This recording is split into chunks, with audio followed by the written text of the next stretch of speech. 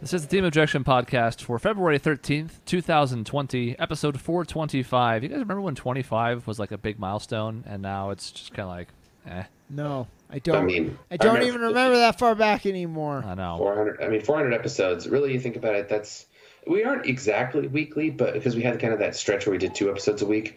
But I mean, it's essentially like, let's just say 350 weeks ago. Yeah. That seems like a really long time. Now, we weren't consistent in the very beginning, so there's some emptiness in there that kind of balances it out. But at the end of the day, it's basically like 8 years. Yeah. And lo and behold, you go back to when we started, it was 2012, so... What do you call Dave? It's like, it's not a metrosexual. I don't know if that has like a positive, okay. Lumbersexual. There's a dog. The dog here. The dog came in. Siri, stop. Get out of here. A dog jumped in the frame, it's fine. She's freshly bathed, though, so it's okay. I noticed that. Nice. Yeah. It was nice. Who's hairier, the dog or me? I guess is the question Sean's trying to ask. That is what I'm asking. You don't shed as much as she does, I think. I hope. But, is it lumbersexual? Because that's what I wanted to call you. I think that's the politically correct term, I think. I don't know. But, or like a sexy Jack. That works. I like Sexy Jack, even though I don't like it. Yeah. I'm bringing Sexy Jack. Yeah? No, now you ruined it. Yep. Now it's over. Yeah. I haven't, since my son was born, I haven't trimmed my beard, so been home from work. Your son will never know you as a clean-shaven man. I don't know. My wife likes it more since she wants me to keep it, and I'm like, I'm not keeping this when I go back to work. I'm sorry to say. Your son is never going to know. And then when you shave it, he's going to think you're a stranger. He's going to hate you. It's true. Actually, the weird thing is he's learning how to grab now because he's almost 3 months old. So he's like, ow, ow, stop pulling my beard, ow. Yeah, well, when you die in a horrible time-traveling accident, your son will never know what you were like without your beard. But what if I died in a time-traveling accident and he's never born? Well, that's on you. That's a whole other can of worms. He's asking the right question, though. And also, why am I in a time-traveling accident? I don't know, Dave. I can't tell the future. You can. You're the time traveler, not me. Fair. Okay. Well, you'll never know. Are we finally going to get to the oft-teased internet rage episode? It's been teased for weeks before Devin Booker and the stupid All-Star voters ruined it. So yes, because we've had Sun stuff, we've had Kobe stuff, we've had Rage stuff, which was also Sun stuff. Yeah. Very concentrated rage. This is more of a general topic. Yeah. Basically, okay, so I'm just going to get into it. With all the tease and build up, it's not going to deliver. I promise you that. God, I'm bleeding.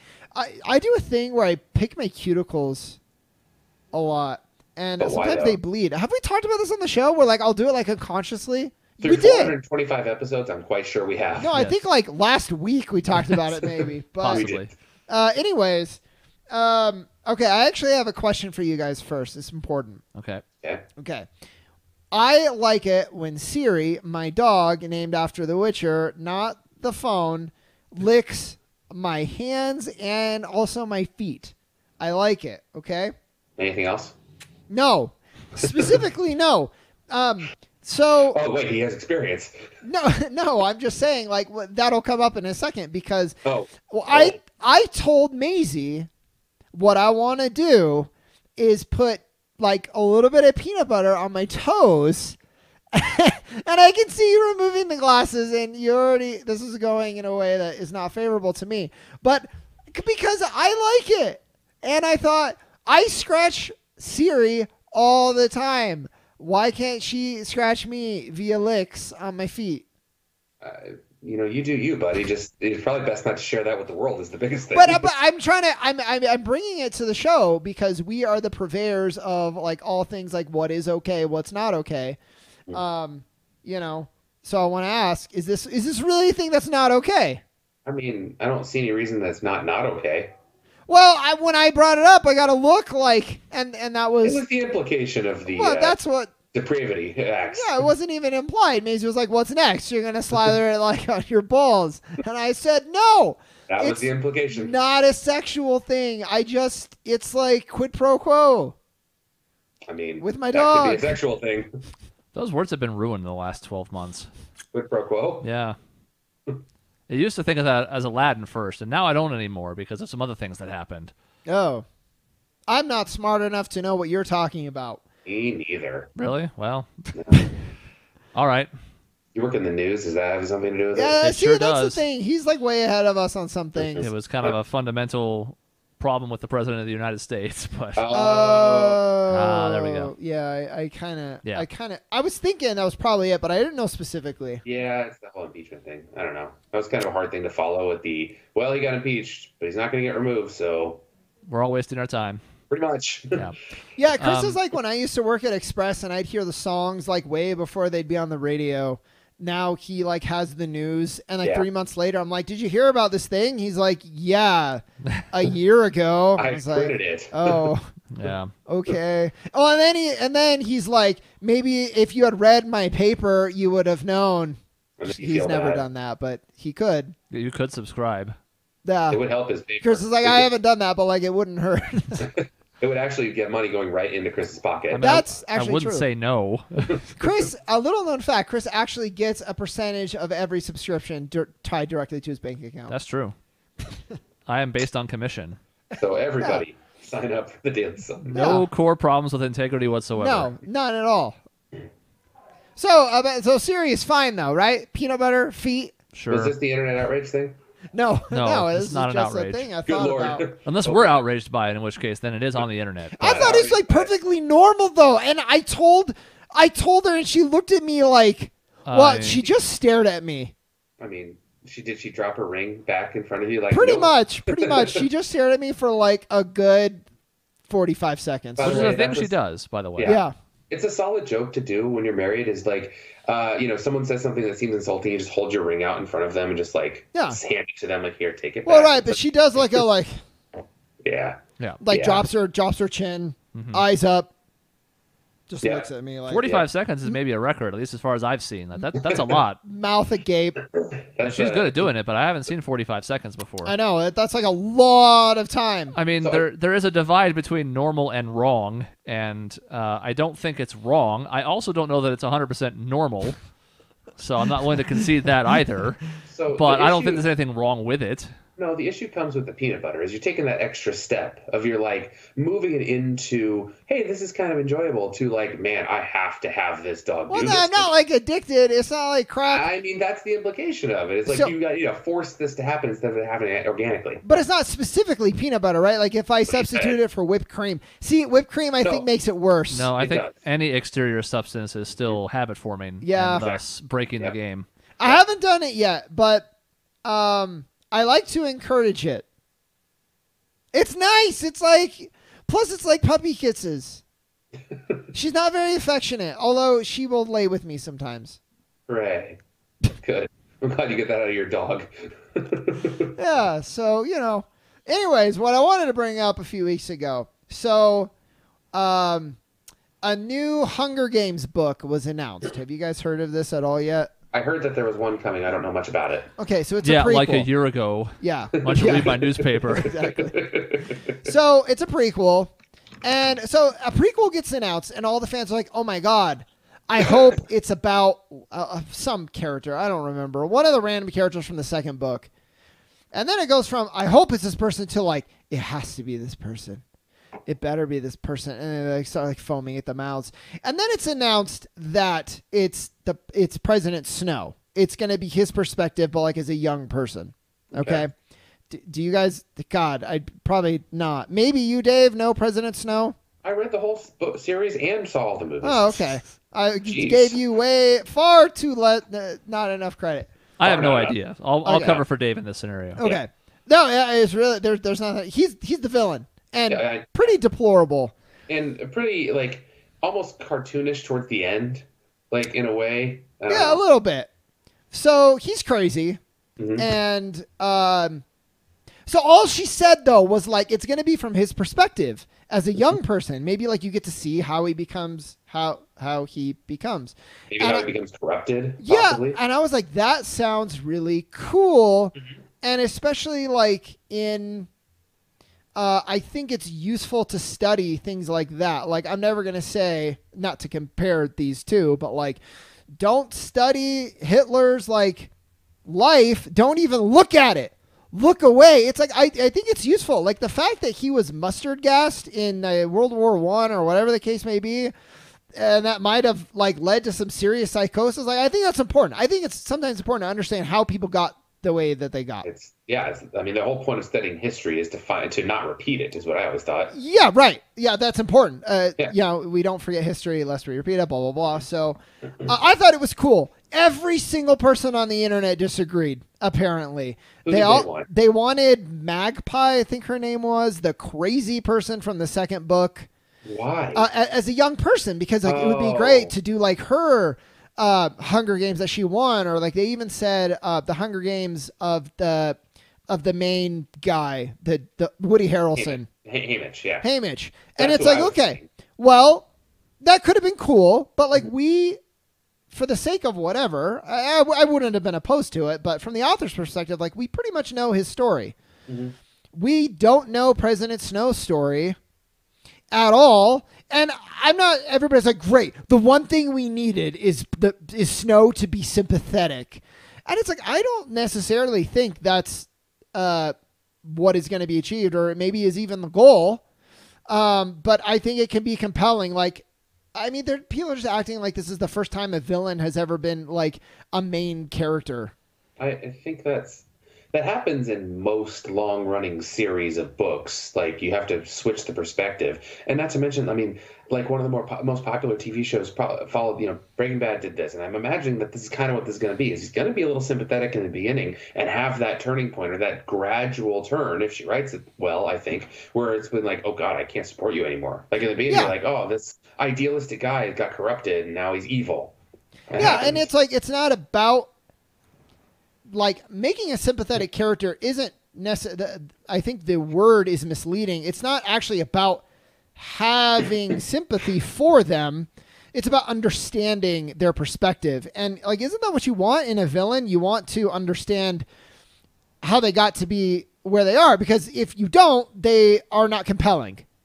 If they're just like evil to be evil, how is that? That's not interesting, and we know that.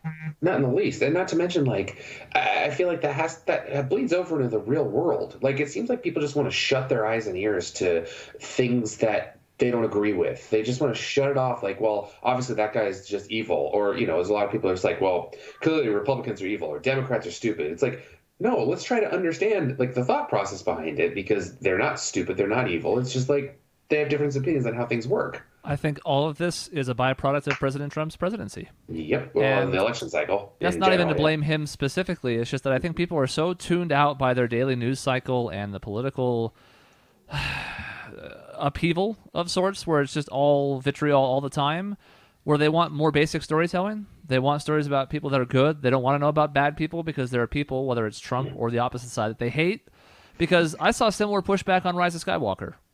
There was a lot of promotional material for that movie that was like, choose a side, because it was either Kylo or Rey, and it was like the red or the blue, and blah, blah, blah. And people are like, oh, so you want to choose the side of a guy who supports mass genocide? And it's like, okay, yes. You just hear the exasperation. It's also like a fucking Go-Gurt, so maybe it's not all that high stakes, but okay, I guess. But in general, I don't think it's just exclusive to this more recent Hunger Games prequel. It's all just in general, people want more basic storytelling because I guess they want to escape in it. But I think, like Dave said, I think we've reached a dangerous swing of the pendulum to the other side now. Yeah, well, and I would say it may be a fever pitch now from all the Trump stuff, but like, I'll even take it a step further. When I was in high school, the first like major classroom riffs that we had were like politics. And it was the bipartisan like system. People screaming at each other, like 16-year-olds, just spouting off what their parents are saying pretty much, but like such vitriol.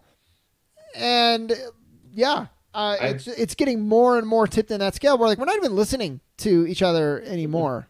And it happens way too much in the sense of where and it seems like it's going to get even worse and worse, because I can't imagine how awful this election cycle is going to be coming up in a few months. Yeah. I'm terrified of even paying attention, to the point of where I don't want to pay attention. Well, guess what? We've reached the point where, as someone who is a lot more liberal than conservative, I'm like, great. So we've spent so much time and energy on this impeachment that like we knew wasn't going to go anywhere. And maybe it's important for history to do it and all that, and that's fine. But like, I would still love to know, like, what's the platform? Like, we're getting there a little bit, and it kind of depends on who the candidate is. Like, if it's as you kick out more and more candidates, like Bernie or whatever, Budapest. I'm just kidding. That's not his name, but yeah, like socialism seems to be like a big theme depending who the candidate is. Like, we're getting there now.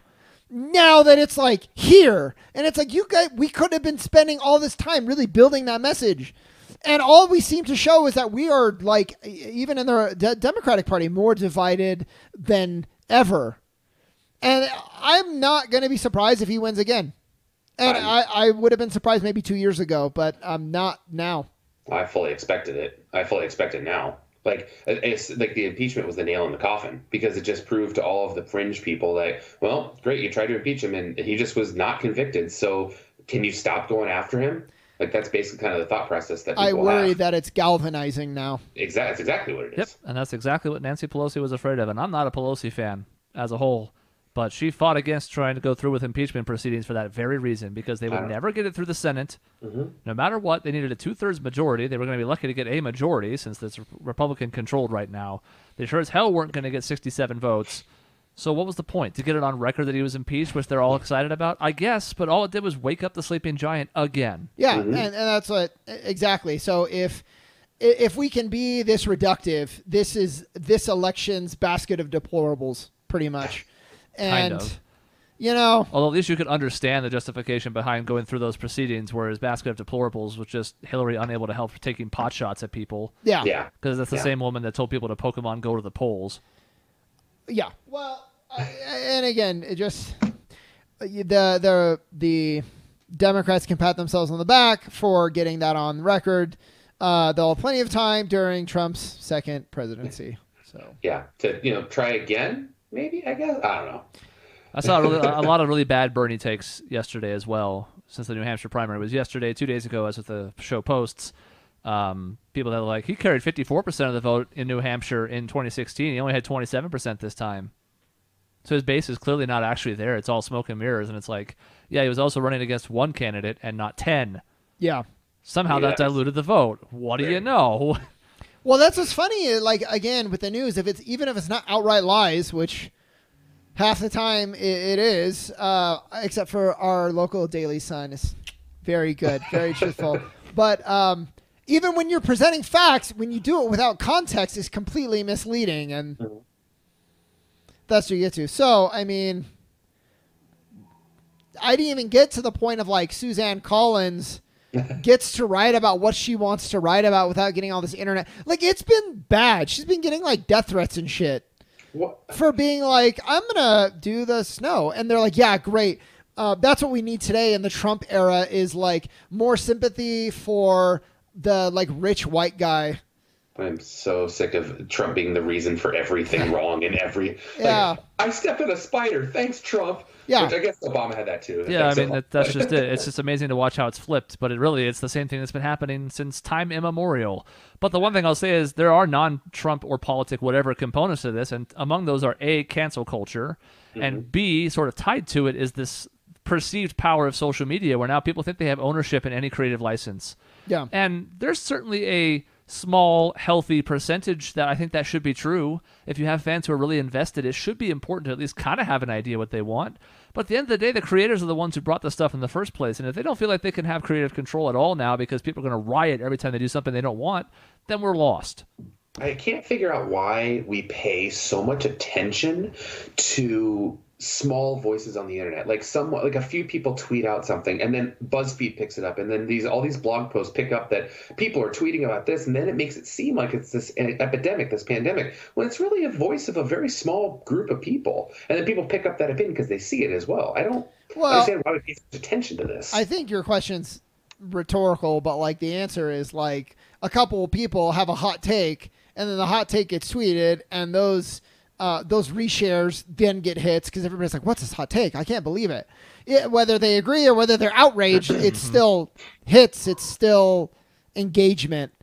And but it sucks still. One of the trends I'm seeing in media now is just more and more of these. The internet reacts to blank. Kotaku is one of the leading offenders of this, but I know they're doing it because it's working. And as somebody who's in the industry, I understand it, even though I don't necessarily agree with it. But it's basically just this thing happened. I see a lot on ESPN, too, actually, with athlete reactions, too. But just here's a thing that happened, and now here's just an article where we wrote one paragraph and then embedded a bunch of tweets. Yeah. It's easy. It generates clicks, so it sucks, but I see why it's happening. That kind of happened in the past. It was harder to do. Like, they would have those things in newspapers with or on TV where they'd just go around and ask people, like, what's your opinion on this? And they'd print that type of stuff. Yeah. The Onion always parodies that, which I always love. But it's just so much easier nowadays. I mean, you don't even have to leave your office. As a tangent, I love that Onion feature because it's been the same 4 people they've been asking for fucking 2 decades. Every time it's the same pictures. It's great. Different names, same pictures. But yeah, I mean, you're right, because I remember distinctly in newspapers and other media, basically like, man on the street type stuff. But now, instead of having to go out and actually talk to people, God forbid, you just do a selective search on Twitter for a certain subject, and all the things come to you. You don't have to do any work. And you know what sucks, though? Man on the street is like a person.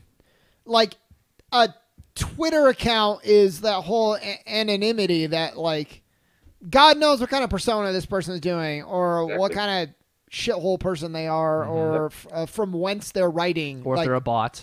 Yeah. So it makes it really hard. Like, if I pull a person in the street, they're probably more often than not going to give me an honest-ish answer because it's them. And especially if they're going to put their name in it. When it says, like, Sean Elters from Flagstaff, Arizona gives this opinion, like, you're going to actually want to give your real opinion on this. Yeah. You figure. And I mean, some people's Twitter handles are also their real person, but not all of them. And some of them are still hiding behind like a persona of sorts. And even on Facebook, I mean, we just had the biggest trial of the last decade essentially come to a conclusion yesterday with the NAU shooter. And even on Facebook, where people have to identify themselves, like their name is there with a picture of them, we had a few awful comments. People that wanted to get like raped and die in prison. And it's like, I don't care what you think about this case. That's nowhere near appropriate. And the person's name is on it. I could go to their page and be like, oh, this is you. I could like report them to their work or something. So it's just amazing. I mean, the anonymity obviously emboldens people. But at this point, some people don't even care anymore. I find it funny how the 3 of us almost never share or post anything on social media. No. Well, I don't have a Facebook anymore, so that. And I was actually gonna ask if that's a trend. I don't think it is. Maybe for the older generation. I'm pretty sure the Gen Zers and beyond are all about social media. So. Yeah. No, well, they're not about Facebook nowadays. There's all about Instagram and Snapchat. Yeah, no, they're true. big ones. Yeah. I mean, there was some movement away from Facebook and Twitter. People don't really like Twitter's stance on a few different social policies and their unwillingness to ban certain seemingly troll accounts or really vitriolic ones. And on Facebook, some people didn't like the privacy issues, so there was a little bit of I want to say an exodus, because that implies a bigger thing than it was. But obviously, they're still the 2 titans right now. I mean, Instagram has moved up somewhat. Snapchat is still quite popular. TikTok is now getting a lot of traction itself. But at the end of the day, the older peoples are definitely still using Facebook first and foremost, and that's not going to change. Mm-hmm. Exactly. But it's just funny to me that like none of us share like really spread our opinion on social media. Maybe it's because we have this outlet, but it's just like I don't see any point in trying to like share what I think is this injustice through social media, which is just going to rile up people who want to find what they want to get riled up by. Well, and obviously, given my position now, I wasn't really doing it even before that, so it's not like that was the reason, but now I have zero interest in it whatsoever. Yeah, no kidding. People are just so hard to fucking please now. Like, no matter what, everything sucks. I'm trying to think of the last thing that everybody was excited for. Baby Yoda. That actually delivered. I mean, yeah, Baby Yoda. Everyone's happy about that. Yeah, I mean, yeah, that's true. I think the thing is that we need to remember is that, well, first of all, everything sucks because it's really easy to say that it sucks. It's harder to say that it's good to a wider mass. And I think people just didn't say it as much in the past. So it seems like everything sucks more. I don't know. I've always thought that the world is way better than it used to be in many, many, many ways. Yeah. And everyone says how bad the world is right now. And I hate that sentiment. What is cancel culture? I'm not as up to the news on you, so I need some education of. Cancel culture is essentially, if anybody makes a mistake, there is an entire mob with pitchforks ready to take them out on social media and demand for their firing. Okay. Or the removal of a show, or it might not even be an individual. It could be a show, a project, whatever. But it's basically, if you mess up, there's receipts for it, and you have to be made to pay. First offense. And it could be even things that were used to be considered okay, like Harry Shearer doing Apu's voice on The Simpsons. Like, get rid of Apu. It is completely offensive. It's like, we've been doing this for 30 years. You were cool with it. I understand that times change, and nowadays you wouldn't start that way, but it's like, it's been going for 30 years. Like, now it's not like, now you're going to like rise up and like get all pissed off about it. It's tough. Yeah, I had an example and I forgot it because you got me thinking, oh, yeah, that was a thing. There was a story a few weeks ago about somebody who got kind of caught up in the hashtag MeToo movement, and I'm going to be very careful with this example, but nonetheless, it was about somebody who was very, like an old actor. I don't remember whom. And it was essentially like somebody had found out that like they had been sort of like demeaning to a secretary back in the 60s. Now, that wasn't really okay back then. It certainly wouldn't be today. It shouldn't be okay. Those are all important caveats. But back then, there was not the culture that was unacceptable. Mm-hmm. It was sort of accepted. It was sort of changing in the 60s. But like in the 50s, look back at old television shows from the 50s and see how women are treated in them. Yeah. It was the standard. It was wrong, but it was the standard. So to hold that against them in 2020 for something that was happening 55 years ago, I don't even want to say if it's right or wrong. It's just strange to me. Yeah. Well, and that's why I'm glad that James Gunn got his job back. No, I'm not like, oh man, I hope he can feed his kids. But like, I think that's important that he made a mistake. He admitted that he made a mistake. He made a mistake at a time when we were less sensitive than we are now, and then a bunch of people pulled it back on him later. And you know, but like it turned out okay. And like I thought that was an important precedent. Like, people can change. They don't have to be held accountable to like mistakes that they made in the past forever, or at least they shouldn't be. That's the biggest danger of cancel culture, is you can pull out, especially when people were putting anything they wanted on social media. I mean, I've heard plenty of times athletes have been, they were 10 years old when Twitter came out, or 8 years old when Twitter came out. And so they're teenagers and they're posting stupid things on Twitter. And then they get drafted. And the day they get drafted, like, all of a sudden these stupid things they posted, maybe they're using the N-word or stuff like that. Like, it's all coming up on the day they get drafted. It's like, he was 13. He was 14 years old. Like, come on. Like, yeah, and I would love anyone pointing that out to be like, okay, can we look through your receipts and see? And the thing is, the older people don't have those receipts because it's not recorded. Well, they don't have it, but then they'll also, I've heard the argument is like, well, I'm not an ex-actor, professional athlete, whatever the case may be. So, like, I don't have to, I'm not held to the same standards. I can say whatever. It's like, oh, okay. I mean, that has some truth to it in some sense when you're a public figure, but yeah, I mean, I don't think it holds that much weight. Well, and God forbid you ever become a public figure, because guess what? It's going to be held against you. Yeah. And I know it even extends back to, like, I had a family member who as they got older, you could sort of see, like, some of those ways in which they had been conditioned or just what they were used to sort of didn't reflect well. Like, there was a family member who would refer to black people as Negroes. And it's like, that's really not acceptable at any point anymore. But then again, you were born more than 50 years before the Civil Rights Movement, so I at least understand what this is rooted in. Maybe it doesn't make it okay, but I can trace back what's happening here. But we're not allowed to give perspective to that or understand. We just have to admonish and exile in all cases. It's because we delight in being right. Yeah. Mm-hmm. Yeah, being just, being the righteous. Except we're all human and we all make mistakes and we don't have much of a pedestal to stand on, but it still is a uniting force when we can be like, ooh, that person messed up. That's so bad. I'm going to get them. Man, I'm glad I didn't. Until you did. Yeah. Yeah, well, that was just a taste. We said we wanted to do a short show today. I wanted to talk about Suzanne Collins, and it exploded into something larger, which it does. And that's why I like. We can come with not a huge overarching plan, and it's usually fine. Well, but we're pros now. We moved from peanut butter on your toes and other things to... That's an outlier. We can't blame that for what happened afterwards. That's unfair. To peanut butter and toes. Yeah, when I run for president in 50 years, think of all the tags, the receipts they're going to have on me. Don't worry. This show fucked you over, Sean. God. There are so many sound bites we could pull out of this. Not all of us, but especially Sean. That would just be awful. Especially in the early days where, like, I wanted the hot take no matter what. I want to say you said something about being the Pope naked naked in the front yard with children at some point, and so I think that's fine though. That's not a problem. I've never done anything that's like, what's up with this Me Too movement? Can we go back to the way it was? Like, no, I'm good. Got it. Yeah, I'm good. Yeah, exactly. Without context. No, I'm good when it counts. Well, we have quotes on here that make me sound like a pedophile because every time we do marry for buck kill, you guys stick me with multiple children in there. Oh yeah, that's true. That I can't avoid, so I'm screwed. That's true. Out of context, that's going to sound real bad. Man, none of us can have political careers now. What a shame. Well, if I ever were to run for some kind of office, which I could never see myself doing, I would probably just accidentally delete the show before I...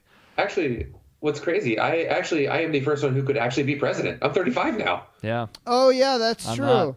This is I'll my help first you with time your I can run for campaign. president. Just leave your campaign in my hands. It'll be fine. Got it. He learned a lot from his failed bid. Yeah. All right, well, that's the end of this episode. Who knows? We might even have more rage left over for the next one. You can never tell these days. In between episodes, you can find us at our website, objectionnetwork.com, on social media at Team Objection. That's Facebook and Twitter, the things we revile. It's youtube.com/Objection Network for new videos 7 days a week. And finally, send your email messages incriminating us to objectionnetwork@gmail.com. See you next time. Adios.